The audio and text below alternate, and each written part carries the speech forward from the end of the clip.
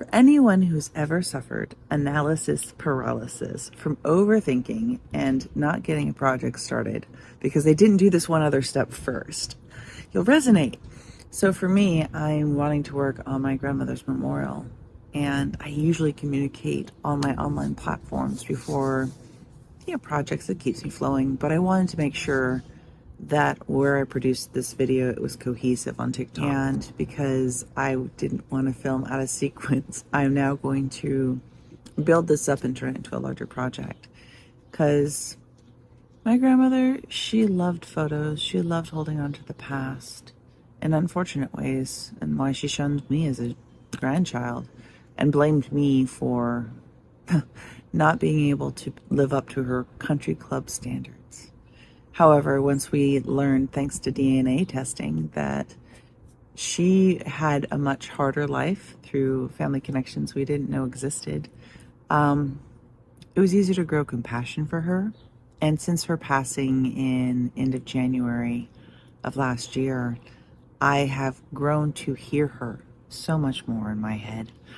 And for me, it's actually really started to enhance my mediumship, my ability to work with the unseen and unheard by my clairsentience and sometimes clairaudience, because sometimes I can hear them, and it's getting clearer every day that I practice being in the moment and keeping my mind from its chatter.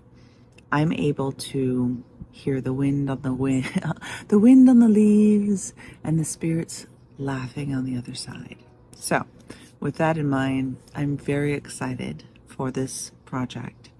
I'm having so many ideas of how to handle the container, put things around it, and I'm just holding myself back because I didn't realize how hard it was going to be to have to handle the remains. Now, this property is already kind of haunted. 2 of my mom's dogs are buried on the property. This is her property, and she has urns for her other pups. So we have a pack of ghost dogs, and I'm about to bury 3 more with their owner.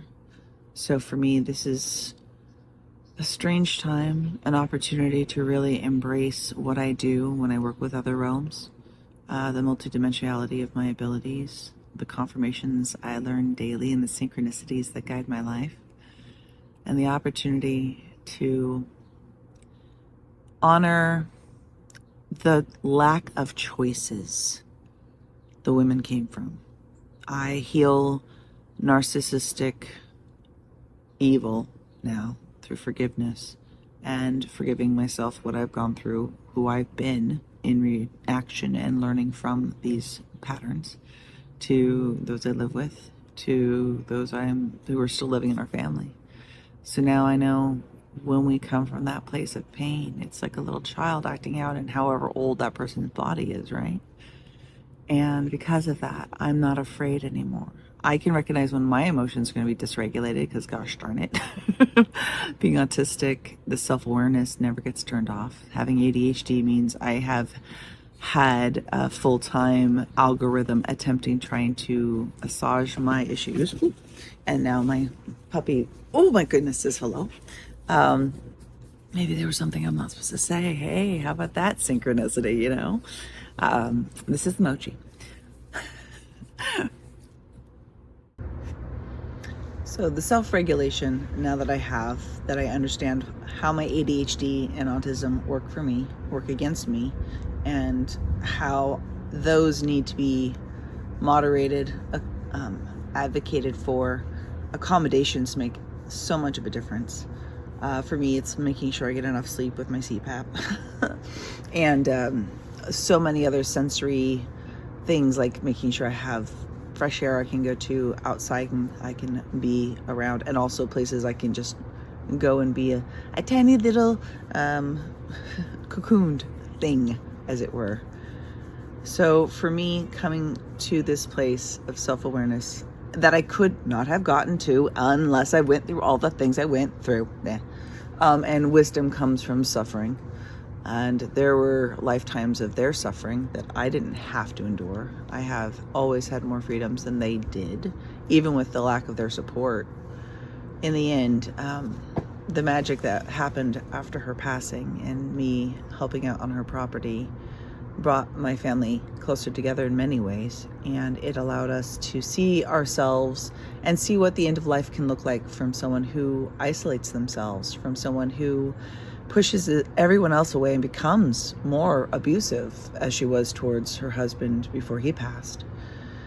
And excuse me, it gave me a lot of inspiration to heal further, to heal until my CPTSD is only affecting my life less than a third of the time, where I can move through meltdowns in an hour or two, and I can recognize the warning signs before a meltdown, and have had a few wonderful, blessed people who have stepped up and donated enough money for me to survive another month. So for me, I believe that it is possible for us to rebuild these relationships through our families, through our lineages, through our close connections. And I didn't like that it had to start with me. I didn't like it was going to have to be self-forgiveness. I didn't like having to admit where I had been toxic after so many times of being really abandoned by a family. I mean, seeing the patterns now, it's so much more easy for me to bring confirmations to others. I can see these patterns. I can point to Dr. Ramani. I can point to so much literature, support groups, support systems, communities, shows, whatever we want to talk about, that can validate the shift in what it means to be emotionally mature and what it means to be able to balance this care of self and the care of another, and to understand sometimes those are very different needs, even if it looks the same. So with that in mind, these are the thoughts I wanted to put together before I cracked open her urn and sifted through the bigger chunks that are going to go in this pot so that the finer particles can go on the gravesite that she wants to be spread at. And I am so grateful that even if no one else sees this, I've recorded it for my kids. I've recorded it for myself. I've recorded it to remind me what I've been through and what I'm willing to claim now. I remind me that now I have friendly people in various groups around the world who get me and I get them. And I can see how those connections benefit each other, and that we're building authentic connections, and how individually nourishing that is for the self. And because of that, I want to do nothing more than to introduce those concepts, invite others to make peace in themselves. Even if people are still alive, sometimes grieving the living is the hardest thing to do. And I remember when my uncle went through Alzheimer's, and then my grandpa, and we were living with him. And just the times I moved as a military kid and didn't have a chance to say goodbye because it was the 80s, you know?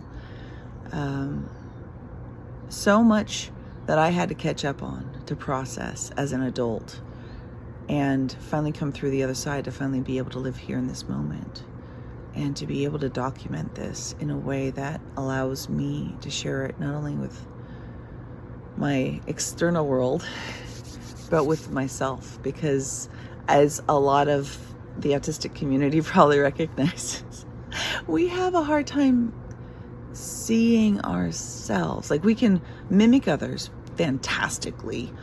We can be aware that we're doing things and we're judging ourselves because we don't necessarily have a compassionate, unconditional, loving model to say, oh, I know, I see your complexity and I love you for it. And because we don't have that modeled, we have such a hard time building that framework in for ourselves. And that's what I've literally spent the last 3 years doing. And it's thanks to the online world, being able to meet people internationally who spoke like I did, who had a mother tongue of neurodiversity, of traumas that we were healing, of extraterrestrial or fae or magical or dragons or angelic, celestials and galactics, all the different realms that my grandmother and I could never speak of because she would be afraid that I had tried too many drugs. And it, for me, was the coming together of the science-based communities with psychiatric information and psychology, and the spiritual communities and cultures around the world, and all the commonalities, and all both saying, be here in this moment, because this moment's all we have. There are no guarantees, so be grateful for what you have, so that you can see what you have is enough, and you want more, so be receptive to it. That's really hard when you come from so much uncertainty and power dynamics that never allowed your own voice to exist. So when I bury this woman who taught me to be quiet, to be pretty, and to only value the superficial, well, I know deep inside she was an ice skating champ, and her ankle got hurt, so she couldn't do that anymore. She had a baby at 15 and at 17, and in the 40s. Man, she survived a very different world. She escaped a first husband who abused her with kids, and we shamed her for marrying so much, but she spent most of her life without having any personal power, couldn't have a checking account, had to marry to survive, make her kids work for money. Well, I healed that because my kids earn their own money, and that's their money, and it's up to me to earn my money because I'm the parent. So for me, and this is Buttercup, can you say hi? For me, it's about forgiving what she has done that harmed others, because I could see where she's coming from. And since she can't apologize on this side, right? She ain't here to say, oh, no, don't say these things about me. Or, oh my goodness. Or she's not here to say, I will fight you. Or threaten to take my kids like she's done before. I can forgive her. She can't hurt me, because when you're on that other side, and anybody who's gone through any level of healing understands when you are past the pain and you can see things from a bigger perspective, from a higher self perspective, from a more compassionate, detached perspective, you can see with more compassion the situation. And because I can do that now for her, and she has worked with me to show me she appreciates it, I'm willing to go through this project for all of us, to forgive the wounds of those who have harmed us, if we can. And for me, this is my ritual. This is my ceremony. This is my choice to let her go and honor what she has been through, but also to give her spirit, as it were, a new chance at life by being a part of the lives, her plants, that she loved so much. To be close with her dogs remains, who she honored so much. And I'm pretty excited to learn that actually urns can be donated. So my creative idea is to take pictures of all the details on the urns that were important to her and transform those to some sort of placard and put those into the planter with her, so that her 3 dogs that she loved that are here are able to join her on the other side. So, as my puppy understands and I understand, we all come together to be together for a reason, a season, or a lifetime, and sometimes we're lucky for all 3. Next is going to be the steps to get it done.